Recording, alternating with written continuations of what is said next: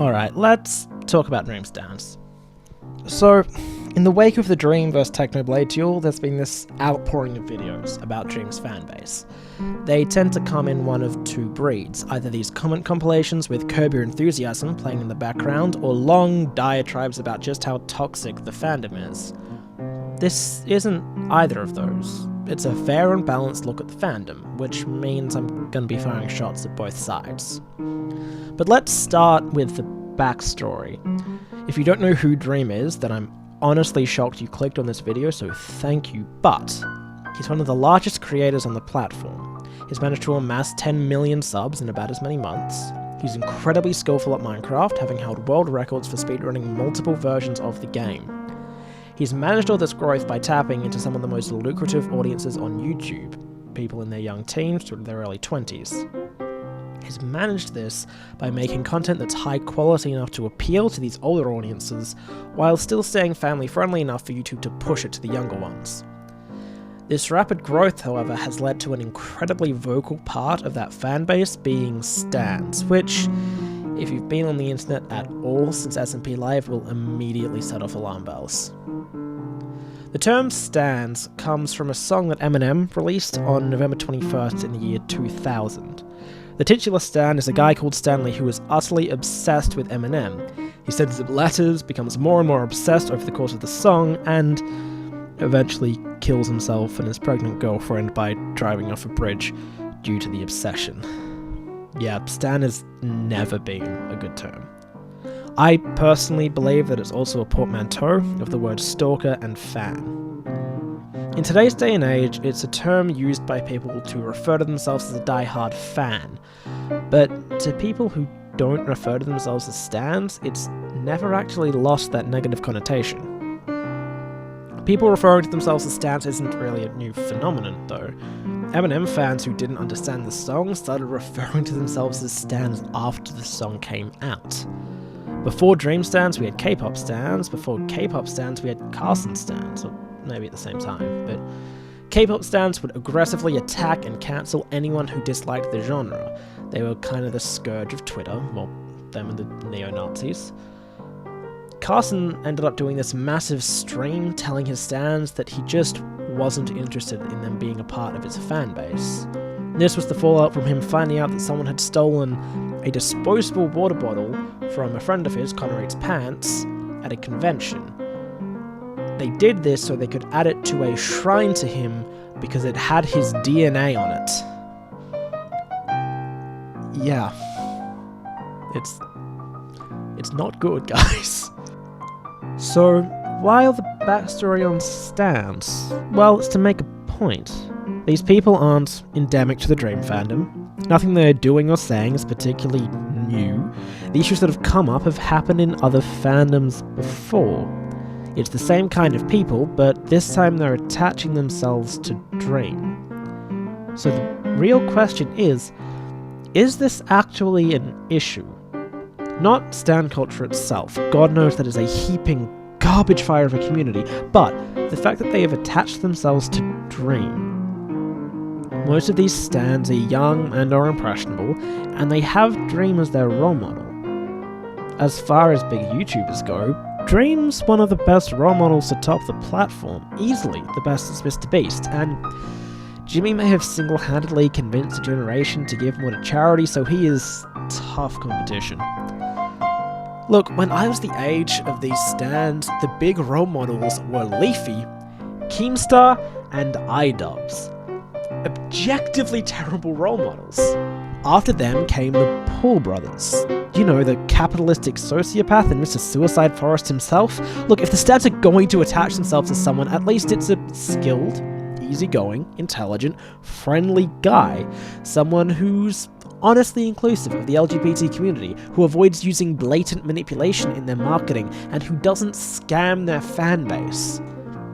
I'm honestly thankful that these stans are going to model their behaviour on Dream and not like Onision or Shane Dawson or anyone in the YouTube makeup community. Now, okay, let's talk about the duel. For those who are somehow unaware, MrBeast hosts a $100,000 duel between Dream and Technoblade. Techno is one of the best 1.8 PvPers around, and all-around funny guy. He's chill as long as you don't talk about potatoes. Dream and Techno are friends in real life. They agreed to split the prize beforehand. It was mostly for clout and for the meme. Dream stands were sure that Dream would dominate and became really angry when Dream very narrowly lost. Cue the common compilations that to curb your enthusiasm and people talking about the toxicity of the fandom. But let's zoom out a bit and look at the reaction just a little bit better. The people making these comments are young. They're probably between 10 to 12. Now, there's a psychological phenomenon in kids aged 10 and under where they are unable to differentiate between marketing and content unless it is explicitly stated. That's why it's illegal for kids programming to have SpongeBob tell you his favourite cereal or advertise outside of ad breaks. It's why characters aren't allowed to smoke on screen if there is a chance kids will want to watch the film, and why YouTubers legally have to state if they're sponsored. The kids are unable to realise that this character or personality that they trust is not being genuine. It's why Jake Paul videos are a legal nightmare, but also why these comments are being made. These people are just coming out of that age bracket. Some of them actually can't tell that Dream isn't being sincere when he says he cried after the duel. In their minds, they just saw a man steal $100,000 from the person they respect most in the world. It's understandable that they're gonna be furious. They aren't right to be, but it's understandable. Look, as the mature one in this situation, your response should be to either calmly explain to them why it's fine and they don't need to worry, or just shake your head and have a bit of a laugh. It should not be to take the moral high ground while making functionally identical comments with mildly better grammar. Just, directed at the stands instead of at Techno. It's fine to vent. This whole thing is basically me just venting, but try to make it actually productive.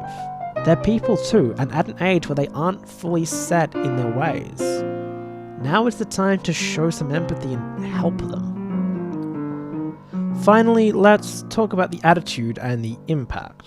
The closest parallel for the fanbase I can think of is the One Direction fanbase at the height of their impact. Do you know how those One Direction stans feel now? They're mildly embarrassed by their old fan accounts. You don't really have to worry about the stans growing up to be toxic, it's a function of their age. As far as the actual creators go, Techno and Schlatt are the biggest villains at the moment, although Techno's coming out of it. Techno started the interactions, has pretty clearly consented to everything before it happened, and is generally apathetic to what these people think of him. Schlatt is just a massive shit stirrer. If you aren't aware, there basically isn't a video on his main channel, Twitch channel, or on Lunch Club where he's being genuine. There's apparently a second channel where he gives honest advice that's much more him, but I'm not sure of its name, I haven't watched the videos, I don't know. But whether the characters he plays are covers for truly problematic opinions he holds is a topic for another time, but still, do you really think either of them gives a shit what a bunch of 12-year-old girls think? And do you really think Dream would be comfortable starting something like that with people who do? He didn't whitelist Schlatt on the SMP until he had had some time to actually talk to him. He still let Schlatt stay on the Discord and join calls, because Dream was feeling him out. Once he clearly understood Schlatt, he let him on the server. Rest in peace, L'Manberg. The point is, Dream has a better handle than people think about who the fanbase is going after. And it's pretty consistently people who don't mind. Look, the too long didn't watch is that these people are going to attach themselves to celebrities, and we should frankly be happy they've attached themselves to someone who isn't going to take advantage of them. While their attitude definitely isn't good, it is a product of their age. They'll grow out of it. And while their behaviour hasn't been acceptable, neither is the response.